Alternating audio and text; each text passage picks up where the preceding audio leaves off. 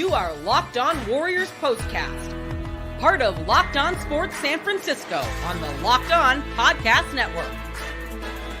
Your team every day. Yo, what's up, everyone, and welcome back to the Locked On Warriors POSTCAST. I'm your host, Eric Triple E Engel. You may know me as the former producer for the Murph and Mac Morning Show on KMBR. And tonight, after leading by more than 30 points in this one, the Golden State Warriors needed overtime to beat the Houston Rockets 127-121 after a furious second half comeback forced extra time. It would have been a travesty for the Warriors if they lost this one, as they shot just 64% from the free throw line and missed 18 from the charity stripe. That is not good. Solid defense and aggressive offense from Jonathan Kuminga in overtime secured the win for the Warriors, despite missing Steph Curry and DeAnthony Melton. Pods fouled out, Draymond fouled out, but hey, a win is a win. We'll break it all down, but first, I want to thank all of you for watching us on the Locked On Sports San Francisco YouTube channel. Please hit that subscribe button if you aren't already subscribed. Thanks also for tuning in on the Locked On Warriors podcast feed, and thanks for making us your first listen following these Warriors games. And make sure to check out the Locked On Warriors Daily Show for more in-depth coverage. You can start the season with a big return on FanDuel. New customers can place a $5 bet, and you'll get started with $150 in bonus bets if your first $5 bet wins. Visit FanDuel.com to get started. In this one, I mean, let's get right to the fourth quarter. This one, the Warriors had in hand, and that lead started just slowly dissipating in the second half. They were just really dominated by that Houston Rockets defense, that stifling, suffocating on-ball defense in the second half. The Warriors offense looked much more out of sorts without a primary ball handler.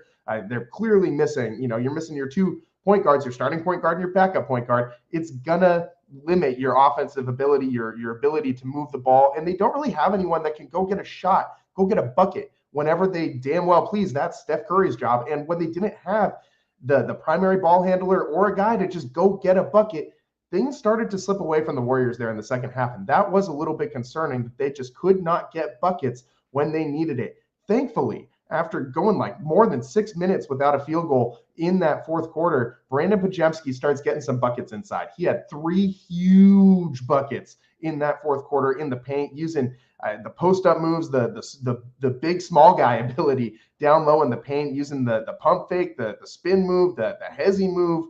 I mean, a fadeaway shot in the paint. He was using everything that he could to get a shot up. And hey, that's what you needed in that moment. Sometimes you just got to go beat your man, as Kalena Azubuike likes to say.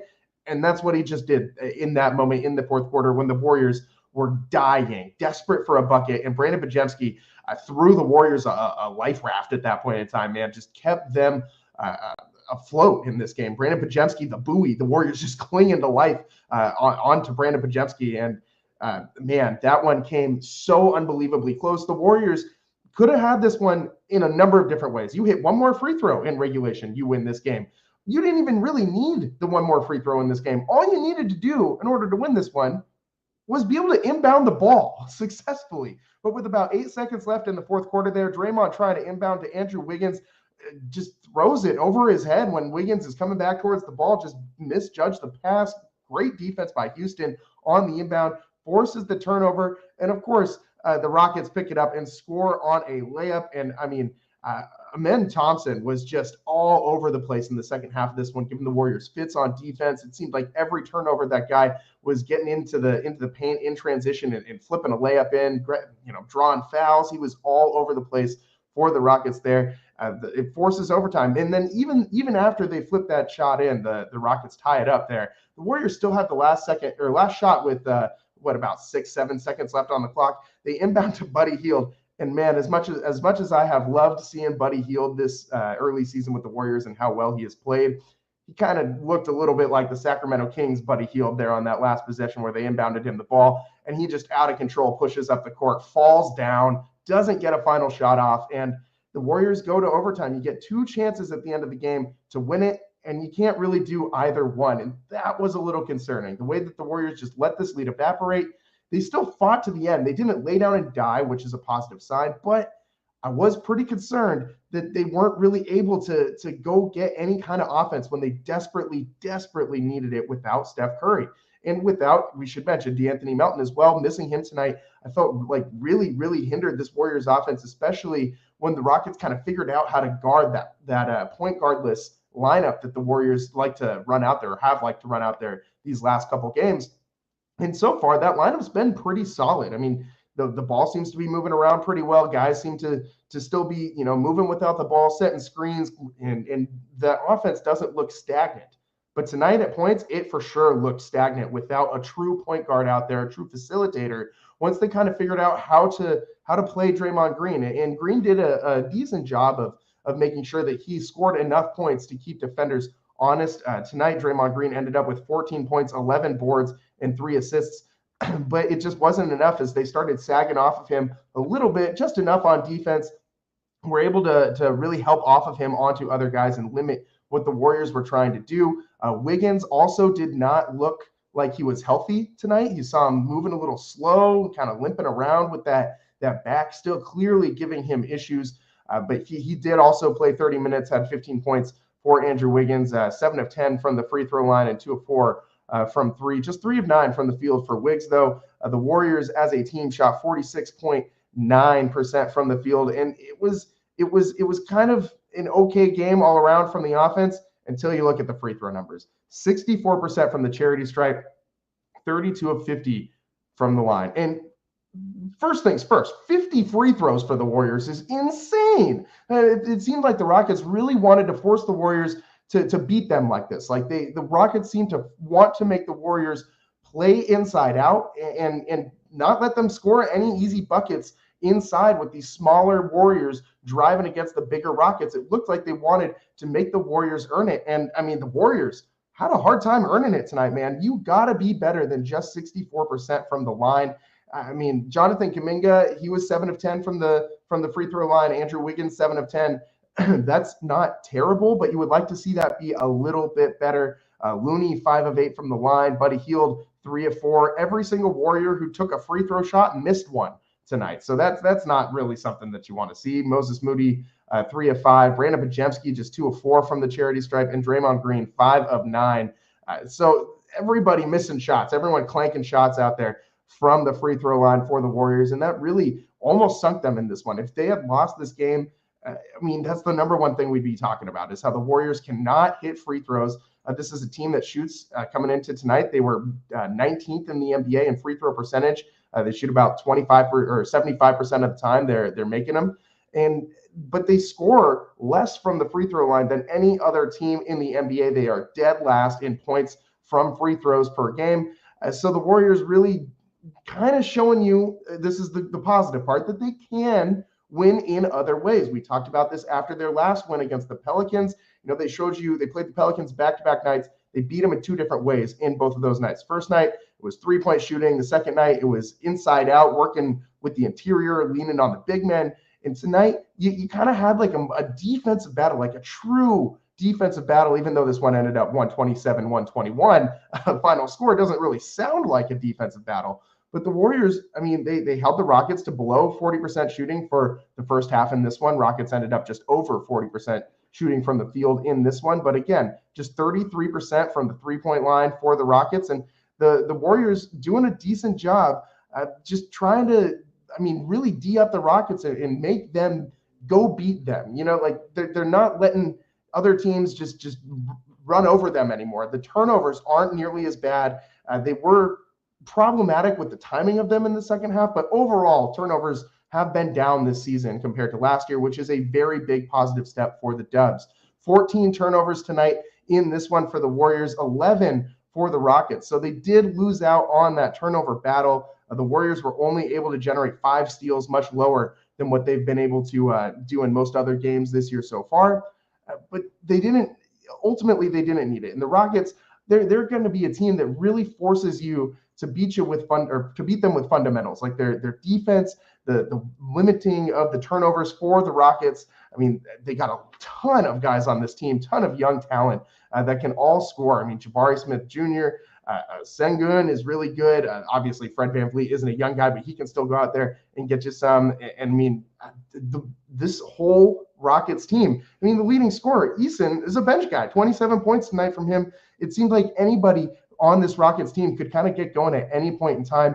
And the Warriors had a really tough time with Thompson. I mean, a very, very, very physical guy on the defensive end of the floor. And the Rockets were really solid at creating points off of these Warriors turnovers, especially in the second half. It gave the Warriors a ton of issues. And second chance points for the Rockets, big in this one as well. The Rockets had 24 second chance points. The Warriors only had 6. In the second half, it just felt like the Warriors got outworked, just straight up got outworked in the paint, in transition, on the defensive end of the floor.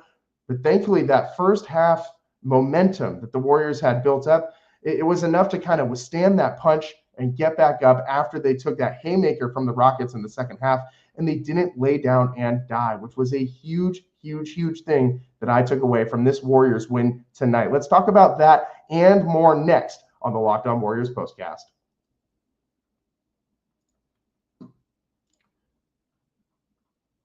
Today's show is brought to you by FanDuel. Get ready to tackle the NFL action with FanDuel, America's #1 sportsbook, because right now, new customers can bet just $5 and get $150 in bonus bets if your $5 bet wins. The FanDuel Sportsbook app gives you everything you need to place live bets on the NFL and NBA all in one place. So when you get a hunch in the middle of the game, you can check out the latest stats, view live play-by-play, and so much more on the same page where you place your bets. And I hope today that you use this opportunity to take that $5 bet and bet on the Warriors 5.5 point spread. They were underdogs in this one. You're getting 5.5 points against the Rockets. They flat out win this one. So I hope you jumped all over that one and you got your free $150 in bonus bets. Just visit FanDuel.com to join today. You'll get started again with $150 in bonus bets if your first $5 bet wins. That's FanDuel.com. Never waste a hunch and make every moment more with FanDuel, an official sportsbook partner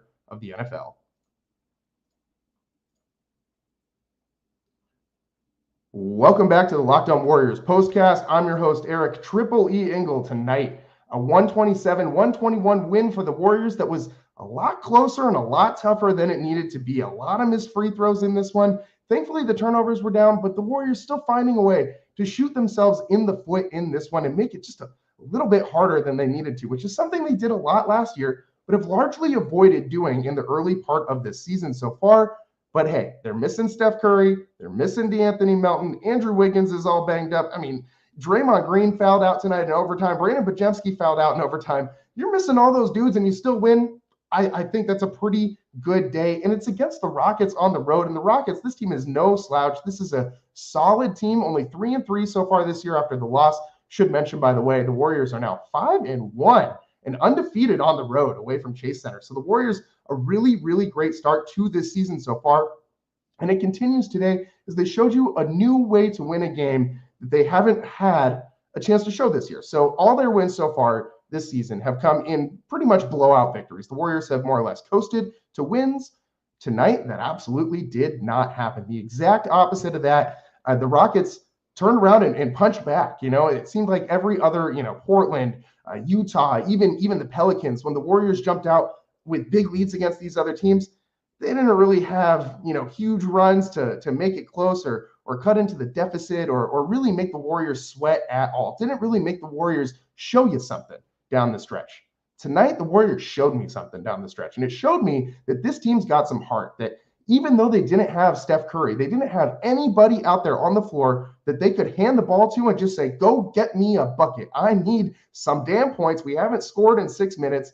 Put the ball in the cylinder. There wasn't a single player on the court that the Warriors could trust to do that in this game, and they were scrambling. I mean, complete scramble drill, figuring out how to stop this avalanche that was coming from the Houston Rockets. And it ended up being Brandon Bajemski in the fourth quarter with those 3 big buckets, and Jonathan Kuminga in overtime, just rim running like crazy, like just a wrecking ball coming for the middle of the lane. And the defense, the stifling defense down the stretch in overtime, the Warriors just really suffocating the Rockets, not letting them do anything on the offensive end of the floor in overtime. They only scored 2 points in OT, and that's without Draymond Green on the floor. That is amazing. Buddy Hield with a great effort play, a big block there in overtime. I mean, that was an amazing. I did not expect Buddy Hield to do that. You saw slow-mo with the nice extra slow-mo deceleration on the Euro step with the little floater in the lane.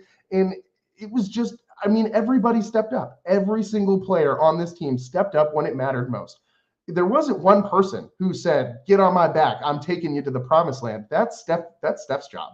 And when he's here, when he's back in the lineup, fully expect him to resume that role again. I mean, he's Steph Curry. What else is he going to do? He's going to go out there and he's going to carry you to a win, as he has for the last decade plus here in the Bay.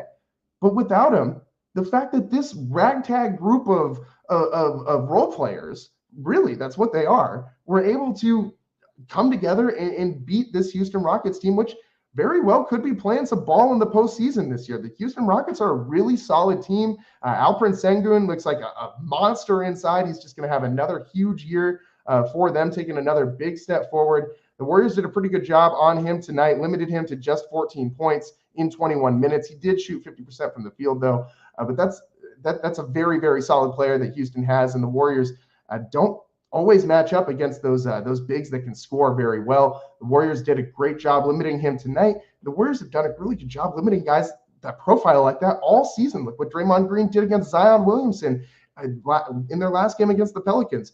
Really, really, really stifled that. But again, really, really, really positive signs that the Warriors were able to dig deep and show you that they were able to grind this out, get it just enough from everybody on this roster to win this game, that they didn't have to just rely on one guy to bail them out. And yes, I'm taking a peek at the chat right now and seeing, Steph will help, and we missed a lot of free throws and all those things. And yes, all those things are true. But when you can go out there and win games like this without your number one best player on your team, the former MVP, the best three-point shooter to ever live, you're in a pretty good position. The Warriors last year lose this game. Do not, have a chance to win this game.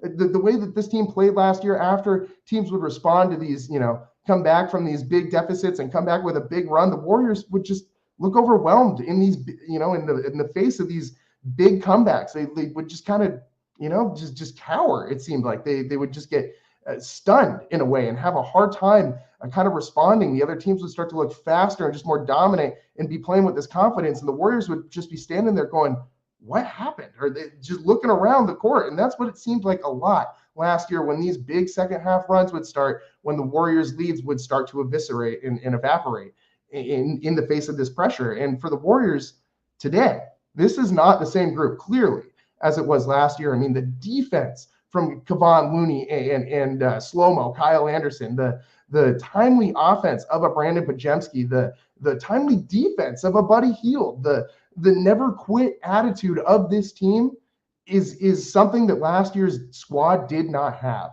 The defensive effort, just the connectivity of this team, they all love playing with each other. If you were listening on the NBC Sports Bay Area broadcast tonight, you were listening to Fitz and Buki talking about how all these guys truly enjoy playing with each other. And we've talked about this before.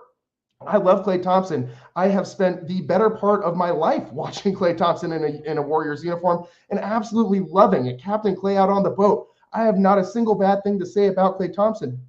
But maybe it was time for him to go, man. It hurts my heart to say that, but with what we are seeing with this team chemistry, and everyone thought it was Draymond that was messing up the team chemistry. You don't have those big egos in the locker room anymore. You don't have Klay back there thinking he needs to get his 10 shots a night. It opens up the floor for guys to just play free, like rolling like water. It's flowing like water on the offensive side of the ball, and that's what this Warriors offense looks like when it's at its best. And you don't have anyone that you got to force the ball to. There were so many times last year where Klay would take these just inexcusable off the dribble, like leaner running threes. And it was just kind of like, what are you doing, man? They just stand in the corner and shoot threes. That's all you really got to do. You didn't need to be that guy that he was when he was like 25 anymore. But Klay wanted to still feel like Klay. And I don't blame him with all the hate he was getting nationally from various NBA circles and things like that. The guy wanted to go out there and prove that he could still go be Klay Thompson. And I don't blame him for that. But that did create some kind of a dynamic in the Warriors, locker room with their team on the court that kind of hindered some guys. It didn't let Podziemski, for instance, blossom into the guy that he's become now. I mean, Klay started to let him kind of take more of a role in the second half of last season. But now that you don't have that there, I mean, do you think Buddy Hield would be the revelation that he is with the Warriors with Klay Thompson still on this team? I really don't. I don't think that there would be a role for him there. And the effort that Buddy's given you, the way that he's just sprinting every play up and down the court, offense, defense, he and Jerry Stackhouse are blowing kisses to each other, like in the game. Like, what the heck is happening? And you weren't getting that from Klay last year. You just weren't. And I'm sorry. I love Klay. His number's going to hang in the rafters, will be retired by the Warriors someday. He'll have a statue out front of Chase Center, and I will go take selfies in front of it. But I think the Warriors are better off without Klay this season. As blasphemous as that sounds, I think what we're seeing gives us a 100% indication that this team is better off right now without Klay. And that's crazy bonkers. Did not think in a million years I would ever be telling you this while Klay Thompson was playing in the NBA, still wearing another team's uniform. But the way that this team plays, the chemistry that we see with this team through 6 games of the NBA season, absolutely wild. I did not see this Warriors team clicking like this really at any point in time last season, save for maybe a little bit in the second half when the defense really started to turn it on and Steph was having those flurries. He had how many 40-point games in a row did he have during that stretch like last year? Like 3 or 4 or 5 games he went scoring like 35 plus, and the defense was playing out of their minds. But save for that stretch, I have not seen a Warriors team this connected since they won a championship back in 2022. Shout out this hat that I'm wearing right now. I'm not saying that this team is going to go all the way and win the championship, but they absolutely have to start believing that they can do it. Because with Steph Curry, anything's possible. We know that. But this team is 12, 13 players deep, and it doesn't look like that's going to change anytime soon. This team looks like it's built to withstand injuries and go deeper in the playoffs. And last year, that was one of the big things that hampered the Warriors down the stretch was just overuse of Steph. He was just getting worn out. And I think that this year, this team is built perfectly to be able to make sure Steph is healthy at the end of the season. And missing Steph right now might actually be a little bit of a good thing for the Warriors. I'll explain what I mean on the other side. That's what's next here on the Locked On Warriors postcast. Today's show is also brought to you by Gametime. I love live events from concerts to sporting events and everything in between, and I rely on Gametime to get my tickets. Gametime has a new feature called Gametime Picks that makes getting tickets for your favorite live events even easier. Gametime Picks filters out the fluff to show you only incredible deals on great seats, so you don't have to waste time searching through thousands of tickets. I also love the all-in pricing feature. Toggling this feature on shows the total upfront with no surprise fees at checkout. Gametime also gives customers the lowest price guarantee, where Gametime will credit you 110% of the difference. And with Gametime ticket coverage, your purchase is covered with the most flexible customer service policy in the ticketing industry. Take the guesswork out of buying tickets with Gametime. Download the Gametime app, create an account, use code LOCKEDONNBA for $20 off your first purchase. Receipt of copy does not constitute an order. Terms apply. Again, create an account and redeem code LOCKEDONNBA for $20 off. Download Gametime today. What time is it? Game time. Welcome back to the Locked On Warriors postcast. I'm your host, Eric Triple E Engel. Tonight, the Warriors sweat one out, man. 127-121 win over the Houston Rockets on the road. Start off this 5-game road trip with a win. And it's been tough without Steph, but the Warriors have still found a way to win. Tonight, they really, really could have used Steph Curry's free throw shooting. But hey, like we said at the top of the show, a win is a win, even if you miss 18 free throws on your way there. But this is a good thing for the Warriors to be forced into a situation where they have to learn how to win without Steph, because this is something that they kind of had to figure out last year towards the second half of the season, and they struggled without him, flat out struggled with Steph. I mean, as you would expect the Warriors would. And so this is a nice surprise to see this team early this season going in a different direction when Curry is out. And Brandon Podziemski talked about it. I heard him on 95.7 discussing how this stretch, not having Steph, is really teaching all the guys how to play together, how to work together, how to score and be a team without Steph on the court. And because you're going to need to learn how to do that at various points in time in various stretches. I mean, Steph could get hurt later on in the season. You still got to find a way to win games.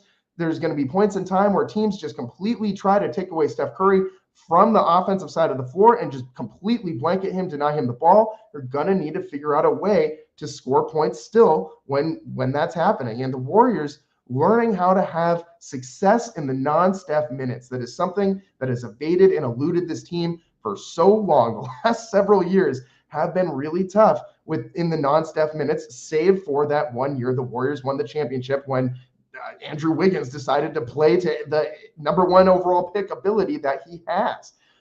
But without Steph on the floor last year, we saw a lot of Jonathan Kuminga taking handoffs at the top of the key and trying to run off of screens and just be a bowling ball in the paint. And that's a fine strategy and all if you don't have a real offense to run. But the Warriors have a real offense to run, and you got shot makers all over this roster now. Brandon Bajemski, much, much, much better jump shot this year. Despite going 0 for 3 tonight from three-point range, his three-point shot looks amazing. His set shot looks great.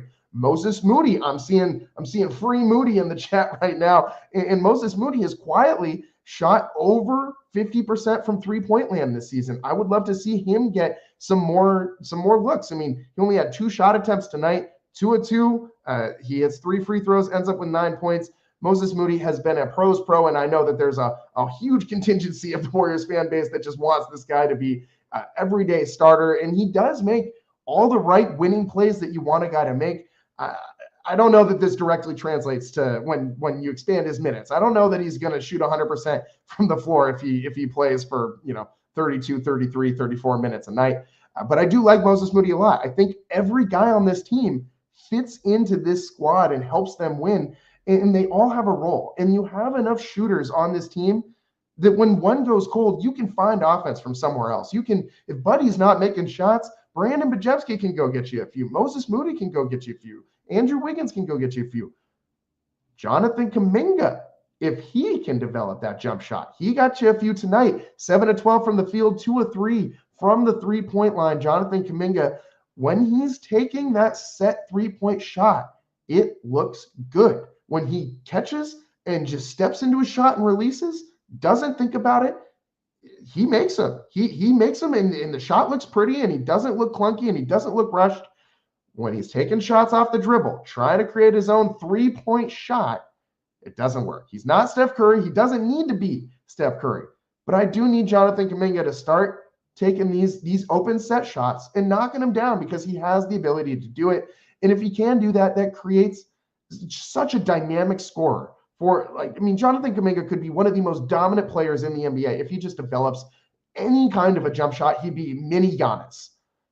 Well, it seems like he's getting a little bit better every night. So far, this is my favorite Jonathan Kuminga night of the season.